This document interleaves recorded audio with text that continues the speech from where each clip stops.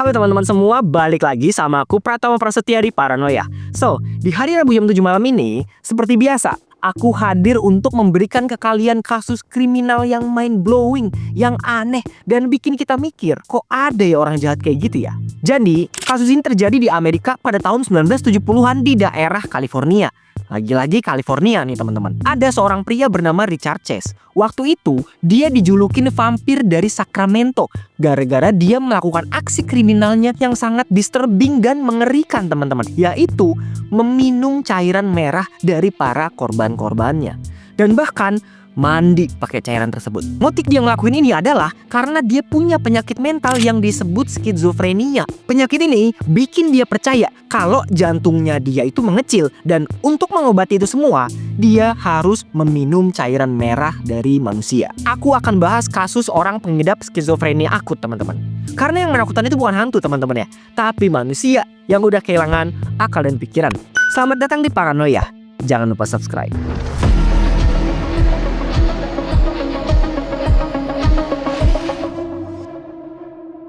Richard Clayton Chase lahir tanggal 23 Mei 1950 di Sacramento, California, Amerika Serikat. Dia ini lahir dengan kondisi keluarga yang keras banget teman-teman. Ibunya tukang marah-marah, tukang nyalahin anaknya, manipulatif, NPD. Ayahnya apalagi? Ayahnya itu kasar banget. Kesalahan sepele aja bisa mancing emosinya tuh jadi meledak-ledak. Richard tumbuh dengan rasa takut. Dia lebih sering diem daripada ngobrol sama orang tuanya. Intinya nggak ada kehangatan sama sekali di rumah ini. Karena masa kecil Richard tertekan sama orang tuanya, begitu dia remaja, dia akhirnya bisa ngelampiasin emosinya teman-teman. Tapi dengan cara yang gak wajar, yaitu ngebunuh binatang. Bunuh kucing, bunuh anjing, burung, semua hewan liar dia sikat demi ngelampiasin amarahnya. Di umur 21 tahun, kondisi mental Richard makin parah nih. Selama dia tinggal di rumah, dia itu selalu punya pikiran kayaknya nih ibunya mau ngebunuh dia gitu. Bayangin, tiap kali ibunya masakin makanan, bikinin minuman, selalu ditanya sama si Richard nih, "Bu, ini ada racunnya ya? Ibu mau racun aku ya? Bu, kok ada pisau di sini? Ibu mau tikam aku ya?" Seketakutan itu dia sama ibunya, yang padahal nggak ada niatan jahat sama sekali teman-teman. Meskipun orang tuanya ini galak, nggak ada pikiran tuh sampai ngebunuh anaknya. Jadi itu semua cuma ada di pikirannya si Richard doang. Setiap hari dia selalu ngerasa ibunya itu mau bunuh dia. Akhirnya karena orang tuanya risih, disuruhlah si Richard ini ngekos sendirian. Lebih tepatnya kayak diusir, kayak dibuang gitu ya. Nah di waktu-waktu sendirian inilah nih, udah dia nggak kerja.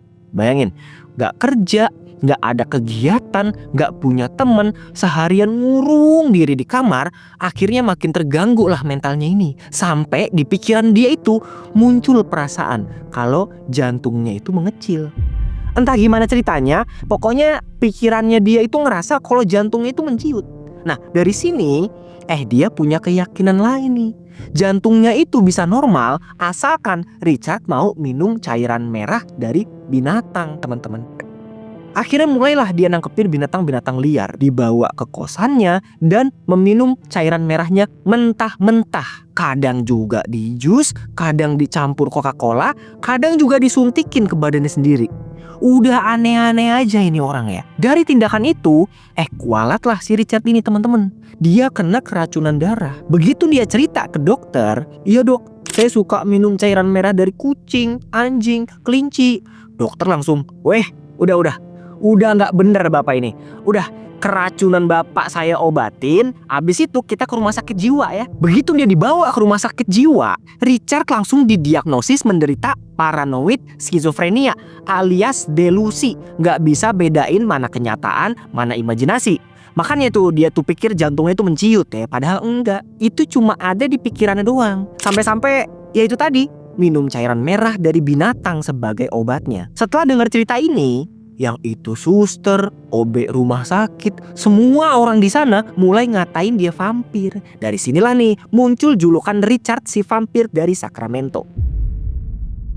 Setelah dirawat dan dapat penanganan mental dari rumah sakit, dokter ngerasa kalau si Richard ini udah membaik dan boleh dipulangkan nih. Tapi mereka ngingetin lagi nih ke ibunya si Richard nih, "Bu, sebelum pulang ini ada obat. Jangan sampai gak diminum ya. ini harus diminum. Kalau udah habis, ibu balik lagi ke sini, kita periksa lagi anak ibu. Udah dipesenin kayak gitu sama dokternya, ibunya ngeyel teman-teman. Anaknya nggak diminumin obat, malah disuruh balik lagi sendirian ke kosannya itu. Padahal udah jelas nih, anaknya ini punya penyakit mental teman-teman. Nggak dirawat, nggak diperhatiin, dan bener aja kan, sepulang dari rumah sakit, bukannya membaik, malah menjadi-jadi. Di kosannya ini dia udah semakin nggak keurus. Badannya kurus, kering, dia nggak pernah mandi, nggak nyikat gigi, nggak ganti baju, pipis ya pipis di situ, di situ, pokoknya udah beneran kayak ODGJ gitu. Bahkan dia juga sering nyiksa binatang nih. Menurut laporan, Richard pernah nangkep kucing liar. Abis itu dia banting kucing itu, dia robek perutnya pakai tangan kosong, dan cairan merahnya itu dia elap ke mukanya sendiri nih teman-teman. Ya Allah, astagfirullahaladzim. Nah, lambat laun nih ya, obsesinya Richard udah makin gila nih. Dia udah mulai bosen ngelakuin kekerasan ke binatang. Maka dari itu, dia mulai berencana untuk ngelakuin itu ke manusia. Di 29 Desember 1977, waktu umur Richard 26 tahun, dia pernah menjedor kepala seorang kakek berusia 50 tahun bernama Ambrose Griffin. Dari tragedi ini, sayangnya nggak ada saksi mata gitu ya, dan Richard berhasil lolos dari kejahatan pertamanya. Karena dia masih ngerasa penasaran, bayangin, kurang dari sebulan, Richard udah dapat korban lagi. Di awal Januari 1978, Richard masuk nih ke rumah seorang wanita bernama Teresa Wallin. Waktu itu, kondisinya Teresa sendirian dan lagi hamil anak pertamanya nih. Begitu dia ngelihat si Richard di ruang tamu, dia kaget dong tuh ya. Tapi sebelum dia berhasil teriak, Richard keburu ngeluarin senjata dan menjedor 3 kali ke arah Teresa. 1 peluru kena tangannya waktu dia lagi mencoba buat nahan-nahan gini ya. 2 peluru lagi kena di bagian kepala. Oke, tahan dulu. Tarik nafas dulu. Oke. Richard kemudian menggendong si Teresa ke kamar dan ngelakuin pelecehan ke jasadnya. Abis itu, dia ambil semua cairan merahnya, dia taruh di bak, dan dia berendam pakai cairan merah tersebut, teman-teman. Sebelum Richard pergi, terakhir dia juga masukin kotoran anjing ke mulutnya Teresa. Astagfirullahaladzim. Kena mental aku, guys. Dari kejahatan itu, polisi bekerja sama dengan FBI untuk segera ngelakuin pencarian besar-besaran, teman-teman. Nah, untungnya si Richard berhasil ketangkap nih, teman-teman. Dan ini adalah korban terakhirnya. Beberapa hari setelah pembunuhannya si Teresa, dia masuk lagi nih ke rumah seorang wanita bernama Evelyn Mayrot. Waktu itu, dia lagi jagain keponakannya yang baru 22 bulan bernama David Ferreira dan anaknya sendiri 6 tahun bernama Jason. Waktu mereka lagi asik main, bercanda-canda, tetangganya dateng nih bernama Danny Meredith. Evelyn nitipin anak-anak ke si Danny. "Den, aku titip bocil-bocil ya. Aku mau mandi dulu bentar." "Oke," kata si Danny gitu kan. Nah, pas si Danny lagi main sama anak-anak, tiba-tiba dari belakang Richard muncul nih dan menjedor kepala si Danny. Begitu Danny meninggal, Richard langsung ngambil dompet dan kunci mobil dari kantongnya si Danny. Karena dia ngelihat ada si Jason juga. Tanpa pikir panjang, tanpa ngelihat masa depan anak itu, teman-teman, dia juga menjedor kepala bocah 6 tahun itu sebanyak 2 kali. Dan gak cukup sampai di situ ya. Ada si David juga yang masih baik, gak tahu apa-apa, bahkan gak paham apa yang terjadi di sana. Ditembak juga dong sama si Richard. Anak bayi 22 bulan dijedor, teman-teman. Oke, aku harus tetap nyeritain ini ya, karena aku pengen kita semua sama-sama paham kalau manusia itu tuh bisa sejahat itu. Oke, aku lanjut lagi ya. Setelah ngedengar suara jedoran berkali-kali, Evelyn keluar nih dari kamar mandi dan ngeliat si Richard berdiri di tengah-tengah jasad keluarganya. Tanpa dia sempat teriak, si Richard langsung menjedor Evelyn. Abis itu, dia juga ngebawa jasad Evelyn ke kamar untuk ngelakuin pelecehan sambil meminum cairan merahnya. Waktu dia lagi ngelakuin hal biadab ini, tiba-tiba ada suara tetangga nih ngetok-ngetok pintu di luar. Karena si Richard panik, akhirnya dia kaburlah lewat pintu belakang. Di samping itu, karena nggak ada jawaban, tetangganya masuk nih ke rumah Evelyn dan ngelihat pemandangan kejahatan yang sangat-sangat mengerikan, teman-teman. tanpa pikir panjang, dia langsung lapor ke polisi biar polisi bisa langsung segera ngelakuin penyelidikan. Menurut data yang ditemuin FBI, pelakunya punya ciri-ciri fisik, badan tinggi, kurus, agak kurang gizi, gak ngejaga kebersihan badan, dan yang terpenting adalah penyendiri. Semua ciri-cirinya disebar lewat media, dan ada satu teman kuliahnya si Richard bernama Nancy yang ngerasa kayaknya ini ciri-cirinya mirip si Richard deh.